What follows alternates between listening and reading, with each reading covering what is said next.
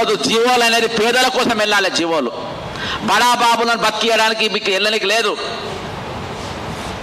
మనం పెద్ద సిపాయిలమని చెప్పుకుంటాం. పెద్ద సిపాయిలు 1,50,000 కోట్ల రూపాయలతోని కాళేశ్వరం కట్టి ఆ కాళేశ్వరం మునిగిపోతే, కాళేశ్వరం కడుతూ ఉంటే, కాళేశ్వరంలో మోటార్లు మునిగిపోతూ ఉంటే ఒక్క సిపాయి అక్కడికి ఎందుకు పోలేదు? నువ్వు తెలుగుదేశం పార్టీలు ఉన్నప్పుడు ఎన్టీవీ, ఈటీవీ, ఆర్టీవీ అన్ని టీవీలను తీసుకొని పోయినావు.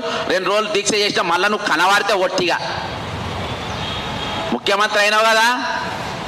ఈరోజు పక్క జడ్సను సస్పెండ్ చేసిన, విధేయం సాధించిన. ఎట్లా అంటే మేఘా కృష్ణారెడ్డి పేరు, మేఘా కృష్ణ జైలుకు పంపినట్టే, మైహోమ్స్ రామేశ్వరరావును జైలుకు పంపినట్టే చందంగా ఈరోజు నా మీద నీ ప్రతాపం చూపెడుతున్నావు రేవంత్ రెడ్డి గారు.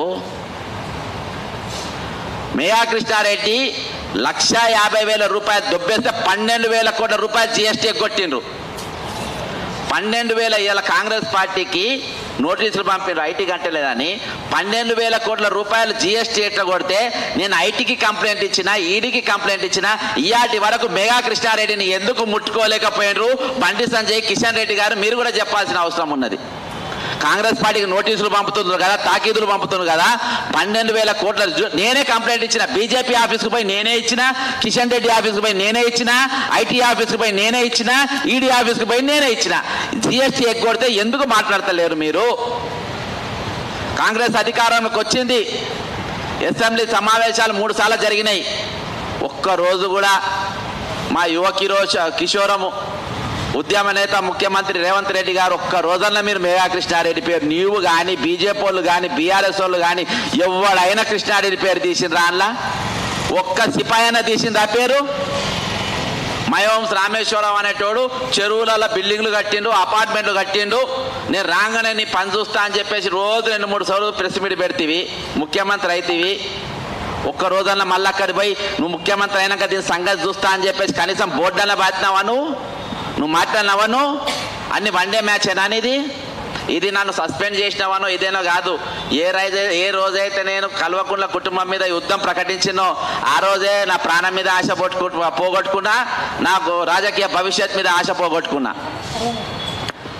ఈరోజు ఇన్ని అంశాలు పెట్టుకొని ఈరోజు ఇంతమంది నోర్లు కొట్టుకుంటా, ఇంతమంది బతుకు చేసుకుంటా మనం ఆ కుర్చీలలో ఉంటేంది లేకుంటేంది సార్? మన పదవులు అలంకరించేంది అలంకరించకుంటేంది? ఈరోజు ఇవన్నింటినీ ఈరోజు తెలంగాణకు నిర్వీర్యమైపోతున్న 2 వనరులు. ఒకటి మానవ వనరులు అనేది, మానవ వనరులు అలా చదువుకున్న విద్యార్థులు వస్తారు, నిపుణులు వస్తారు, వివిధ శాఖల నిపుణులు వస్తారు, రాజకీయాలలో ఆసక్తి గల్లోళ్ళు వస్తారు, అనేకమైన రకాలోళ్ళు ఈరోజు యువకులలో ఉన్నారు. రైతులల్లా, మహిళలల్లా, సెల్ఫ్ హెల్ప్ గ్రూప్స్లల్లా ఈ విధంగా అనేకమైన మానవ వనరులు ఉన్నాయి. సహజ వనరుల గురించి మనం చూస్తే గత 10 సంవత్సరాలలో చెరువులు గాయమైపోయినాయి, కుంటలు గాయమైపోయినాయి, గుట్టలు గాయమైపోయినాయి, పెద్ద పెద్ద గుట్టలు బయలైపోయినాయి. ఈరోజు ఎక్కడ చూసినా రియల్ ఎస్టేట్ మొత్తం సర్వనాశనం అయిపోయింది, అడవులు మొత్తం మాయమైపోయినాయి. ఈరోజు ఈ 2 వనరులను కాపాడుకోవాల్సిన బాధ్యత ప్రభుత్వాల పైన ఉన్నది.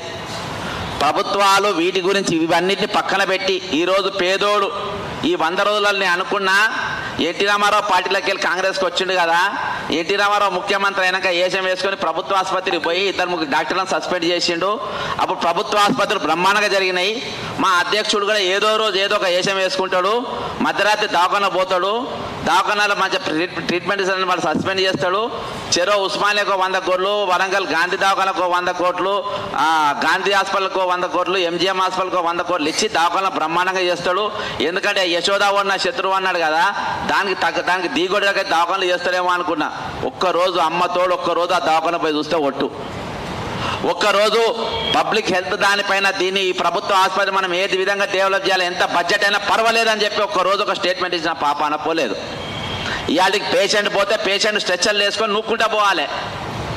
మందు ఉంటే సూదుంటే మందు ఉంటుంది. ఆపరేషన్ థియేటర్లో ఏసీలు పనిచేయి, సిటీ స్కానర్లు పనిచేయి, ఎక్స్రే మిషన్లు పనిచేయి, వాళ్ళకి చాలీచాటలు జీతాలు ఇస్తారు. దవాఖానాల కాంట్రాక్ట్ ఎంప్లాయీస్ ఏంటంటే దరిద్రం కాకుంటే కాలేజీలలో, విద్యాలయాల్లో కానీ, స్కూళ్ళల్లో కానీ, ప్రభుత్వాల్లో కానీ కాంట్రాక్ట్ ఎంప్లాయీస్ ఎందుకు ఉండాలి? ఫుల్ టైం ఎంప్లాయీస్ ఉండాలల్లా. ఇదివరకు వార్డు బాయ్కి మొదలుపెట్టి సూపరింటెండెంట్ వరకు ఫుల్ టైం డాక్టర్లు ఉండే, ప్రభుత్వంతో నియమించిన డాక్టర్లు ఉండే. ఇదేం దరిద్రం? కాంట్రాక్టులు అనే దరిద్రం ఏంటి?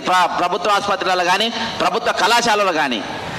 ఇవి ప్రభుత్వ యూనివర్సిటీలలో, కళాశాలను, ప్రభుత్వ స్కూళ్లను, ప్రభుత్వ హాస్పిటల్ చంపేసి వాటిని మర్డర్ చేసి కార్పొరేట్ హాస్పిటల్ బతికియాలి, కార్పొరేట్ యూనివర్సిటీలు బతికియాలి, కార్పొరేట్ కాలేజీలను బతికియాలి, కార్పొరేట్ స్కూళ్ళు బతికియాలి. ఈ పంట దీనికోసం కాదు మనకు ప్రజలు ఓటేసింది. కాంగ్రెస్ ప్రభుత్వం మన ప్రజాపాలన అని చెప్పినాం. ముఖ్యమంత్రి రోజు అందుబాటులో ఉండాలి. రాజశేఖర రెడ్డి గారు ముఖ్యమంత్రి ఉన్నప్పుడు పొద్దుగాల 7 గంటలకు వెళ్ళి 9 గంటల వరకు 2000 మంది వస్తే 2000 మందిని కలిసేది. 2000 మంది ఉత్తరాలు. అప్పుడు రాష్ట్రము 7 కోట్ల జనాభా, 24 జిల్లాలు. ఇప్పుడు ఇంత ఉన్నది రాష్ట్రం. కలవనికి ఏం రోగమే మీకు? ప్రజల కంటే మనకు ఎక్కువ ఏమున్నది? రోజు గంట టైం కేటాయిస్తే ఏమవుతుంది? ప్రజా దర్బార్ అని పెద్ద పేరు ఒకటే రోజు వచ్చేది. ఒకరోజు సీఎం వచ్చిండు, రెండో రోజు మంత్రులు వచ్చిండ్రు, మూడో రోజు ఐఏఎస్ ఆఫీసులు వచ్చిండ్రు. ఇప్పుడు చెప్పరాశీలు తప్ప ఎవరు ఉంటలేడు. అందులో ప్రజాభవన్లా స్వీకరించడానికి, ఫారాలు తీసుకోవడానికి చెప్పరాశీలు తప్ప ఎవరు ఉంటలేడు. కడుపు రగల రాయిది. దీనికోసం ఏం పోరాటం చేసి నీకు కుర్చీలు ఇచ్చింది? రేవంత్ రెడ్డి గారు ఏ రోజు కూడా కానీ నీ దగ్గరికి కానీ, నీ మంత్రుల దగ్గర కానీ నేను ఒక బయోడేటా తీసుకురాలేదు, ఒక పేపర్ తీసుకురాలేదు, నాకు పదవి ఇవ్వమని చెప్పి అడగలేదు, నాకు నౌకరీ ఇవ్వమని అడగలేదు, నా పిల్లలకు ఏమన్నా మంచి చేయమని చెప్పి అడగలేదు. ఏ రోజు మేము నేను అడగలే. నేను అడిగిందల్లా మనం ఇచ్చిన మాట పైన నిలబడదామని చెప్పి అడిగినా. అదే నా తప్పు అయిపోయింది. ఈరోజు చిన్నారెడ్డి గారు అంటే నాకు ఒక గౌరవం ఉండే. తెలంగాణ కాంగ్రెస్ కమిటీలో చిన్నోనికి వెళ్ళి పెద్దోని కాక అందరికి ఒక గౌరవం ఉండే. నేను 91లో వనపర్తిలోనే పార్టీని చేసినప్పుడు నాకు ఆయన పరిచయము. ఈరోజు ఆయన నన్ను సస్పెండ్ చేసిన విధానం చూస్తే నాకు బ్లాక్ డేగా అనిపించింది. చాలామంది నాకు ఫోన్ చేసి చెప్పింది నిన్న. మీ ట్విట్టర్లో చూడండి, లేకుంటే సోషల్ మీడియాలో చూడండి, మీకు నచ్చలే కావచ్చు, పబ్లిక్ ఏ విధంగా కామెంట్స్ ఇచ్చిందో మీరు చూస్తే తెలుస్తుంది. మీ ఇంట్లోతో దొంగ పేర్లు పెట్టి 2-3 కామెంట్లు కొట్టినా కానీ అవి కూడా ఇక్కడ పనిచేయలేదు, నిలవాలి 2 నిమిషాలు కూడా. ఈరోజు చిన్నారెడ్డి గారు నన్ను మీరు సస్పెండ్ చేసిండు కదా, మీ జీవితంలో ఇది ఒక ఎప్పుడు చెప్పలేని మరకలెక్క ఇది మీ జీవితంలో ఉండిపోబోతుంది. మీరు ఒక అమాయకుడిని కాంగ్రెస్ పార్టీ కోసం నిలబడ్డామని, కాంగ్రెస్ పార్టీ కోసం నా యవ్వనాన్ని దారపోసిన, నా జీవితం దారపోసిన, నా రక్తం పొట్టి వరకు దాన్ని దారపోసిన, నేను అనేకమైన ఉద్యమాలు చేసిన, నేను దెబ్బలు తిన్నా, జైల్లోకి పోయినా, పోలీసులతో ఎన్నోసార్లు నా కుటుంబం పోలీసుల మధ్య నా పిల్లలు పెరిగినరు. ఇవన్నీ తెలుసు కూడా నువ్వు నన్ను సస్పెండ్ చేసినావంటే జీవితంలో ఈ కలంకం నీ పైన ఉండిపోతా. చిన్న రాసుకో, ఇది నువ్వు చెరుపుకోలేవు. ఇది చెరుపుకోలేవు. మనం రాజకీయాలలో ఉన్నప్పుడు నికాస్గా ఉండాలి, నిలకడ ఉండాలి, మాట మీద ఉండాలి, మాట నిలబెడితే దాన్ని నెరవేర్చేవాడిగా ఉండాలి. కానీ ఈరోజు మీరు అన్ని కూడా తప్పిపోయింది. ఈరోజు మేము ఏదైతే పందా తీసుకున్నానో, నేను ఇన్ని రోజులు కాంగ్రెస్ పార్టీ పేరుకే ఉన్నా. ఒక్కరోజు కూడా నన్ను ఈ యొక్క మీటింగ్కి పిలవలేదు, వాళ్ళు ఓ ధర్నాకు పిలవలేదు, ఓ 15 ఆగస్టు పిలవలేదు, పేరుకే ఉన్నా. ఇవాళ నాకు అందుకని పెద్ద ఫరకేం పడదు. ఇన్ని రోజులు సస్పెండ్ లెక్కనే ఉన్నా, కాకపోతే కాంగ్రెస్ కార్యకర్త లెక్క వాడుకున్నా.